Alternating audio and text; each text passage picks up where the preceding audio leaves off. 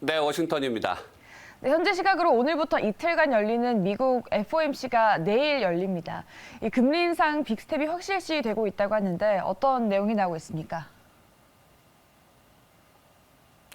네, 앵커께서 말씀하신 것처럼 FOMC 그 결과를 두고 주식시장도 이렇게 변동성이 큰 하루였습니다. 근데 시장의 예상은 확고했습니다. 우리 시각 3일부터 4일 이틀간 FOMC 정례회의를 진행하고 나서 금리 인상률을 목요일 새벽에 발표하는데 이번엔 0.5%포인트 인상이 확실시되고 있습니다.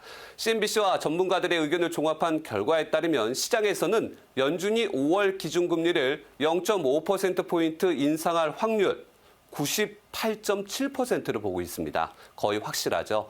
연준이 한 번에 0.5%포인트를 올리는 이른바 빅스텝을 받는다면 2000년 이후 처음입니다.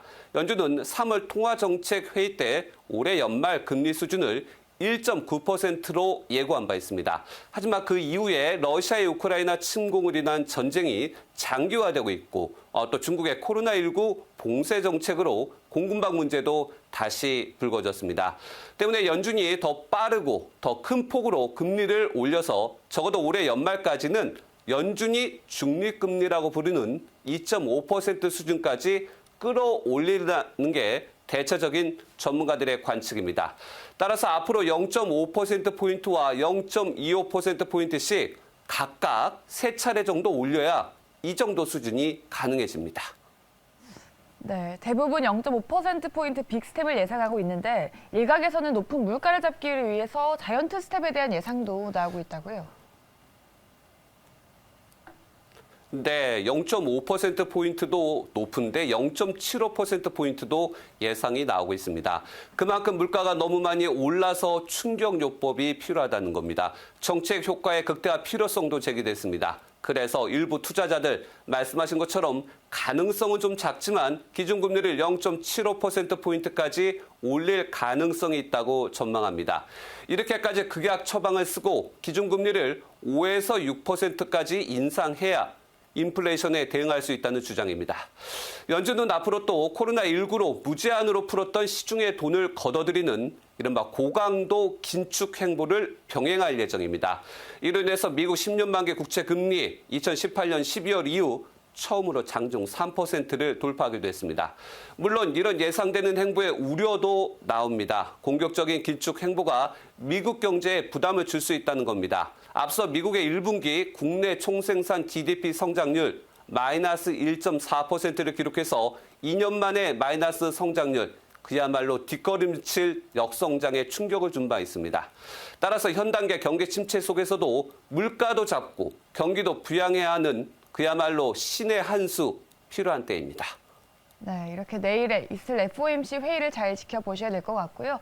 다음으로 미국의 낙태권 논란에 대해서 한번 짚어보도록 하겠습니다. 지금 논란이 연일 커지고 있다고 하는데 이 기존의 판결이 뒤집힐 가능성이 있다고요. 네, 지금 밖에 있는 미국 연방법원 앞에서도 계속해서 시위가 벌어지고 있습니다. 미국에서는 낙태와 관련해서 1973년 연방 대법원 판결이 기준입니다. 다시 말해서 로 대 웨이드, 로라는 사람과 웨이드 사람이 싸운 판결인데요. 이 내용에 따르면 24주 뒤에는 태아가 자궁 밖에서 생존할 수 있다고 보고 그 전에는 낙태를 허용하고 있습니다. 임신 6개월 이전에는 낙태를 허용한다는 것이 법으로 명시된 겁니다. 여성의 낙태권에 대한 기념비적인 판결로 그동안 미국에서는 사실상 개인의 선택권을 상당히 존중해 왔습니다. 그런데 이 낙태권은 미국에서 진보와 보수의 기준으로 하나로 여겨져 왔는데 이게 뒤바뀔 가능성이 있다는 겁니다. 민주당은 낙태권을 인정하고 있고요. 보수당이 공화당은 반대를 하고 있습니다.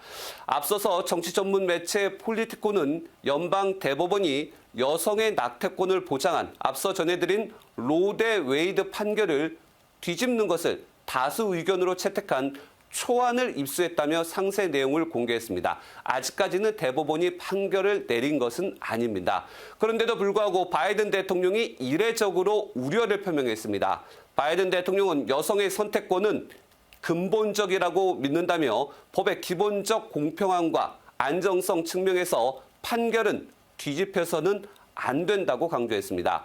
이런 바이든 대통령의 발언은 대법원의 판결에 대한 간섭으로 비칠 수 있어 매우 이례적입니다. 미국에서는요, 삼권 분립이 엄격해서 대통령이라도 법원의 판결에 대해서 입장을 내는 것은 간섭으로 비칠 수가 있습니다. 하지만 진보와 보수, 그 대결의 상징 가운데 하나인 낙태권이 오는 11월에서도 중간선거 유권자들에게는 민주당과 공화당의 판단 기준입니다. 따라서 바이든 대통령으로서는 그 기준에 확실한 입장을 드러냈다, 이렇게 볼 수가 있는 겁니다. 네, 알겠습니다. 이제 다음으로 지정학적 리스크 얘기도 한번 들어가 보도록 하죠. 최근에 러시아가 미국이나 서방 제재 국가들의 좀 제재를 많이 받았었는데 이제는 러시아가 보복 제재를 준비하고 있다는 소식이 있습니다. 어떤가요? 네, 푸틴 대통령도 자신에 대한 제재에 맞서겠다는 겁니다. 기존의 미국과 서방 국가들이 똘똘 뭉쳐서 제재에 나서자 자신도 이제 보복으로 제재에 나서겠다는 겁니다.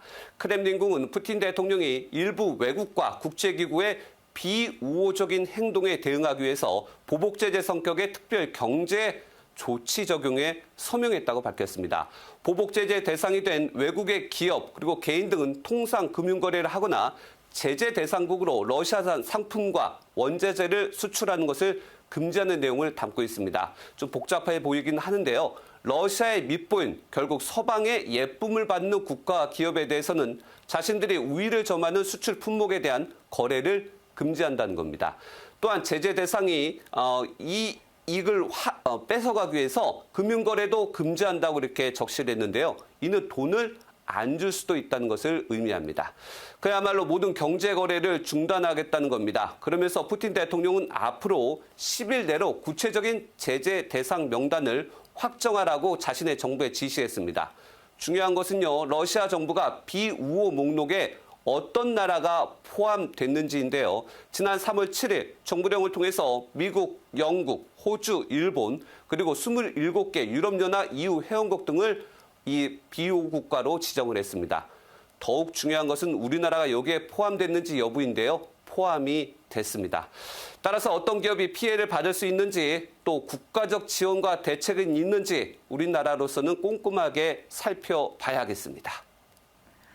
이제 마지막으로 코로나19 얘기 한번 들어보겠습니다. 지금 많은 분들이 확진 판정을 받은 이후에 이제 완쾌가 됐는데 후유증이 걱정입니다. 지금 이 두뇌에 영향을 미칠 수 있다는 결과가 나왔다고 하는데 어떤 내용인가요? 네, 좀 우려되는 후유증과 관련된 연구 결과인데요. 일단 경각심 차원에서 좀 살펴보겠습니다. 영국 임피리얼 칼리지와 케임브리지대 연구진이 코로나19 입원 환자를 대상으로 벌인 실험 결과입니다. 시기는 2020년 3월부터 7월 사이 코로나19 환자 46명을 대상으로 감염 6개월 후에 추론과 문제 해결과 같은 능력을 측정을 했습니다. 그런데요, 코로나19 중증 환자들은 두뇌가 20년 정도 노화 현상이 나타났고 지능지수, IQ라고 부르죠. 10 정도가 떨어진 그런 맘먹는 후유증을 겪을 수 있다. 이런 연구 결과가 나온 겁니다. 참가자들은요, 단어를 떠올리는데 좀 어려움을 겪어서 언어 추론 과제에서 점수가 좋지 않았습니다. 물론 46명이고 통계적으로 유의미한 수준은 아닙니다. 연구 대상자 평균 연령도 51세로 중증 환자들이었습니다. 하지만요, 코로나19 방역이 계속되는 상황에서 고령이나 면역 체계가 약하신 분들에 대한 주의의 관심 그리고 경각심도 필요한 때인 것 같습니다. 지금까지 워싱턴에서 전해드렸습니다. 네, 코로나19 소식까지 짚어드렸고요. 특파원 현장 보고 함께하셨습니다. 지금까지 MBN 최중락 워싱턴 특파원 함께하셨습니다.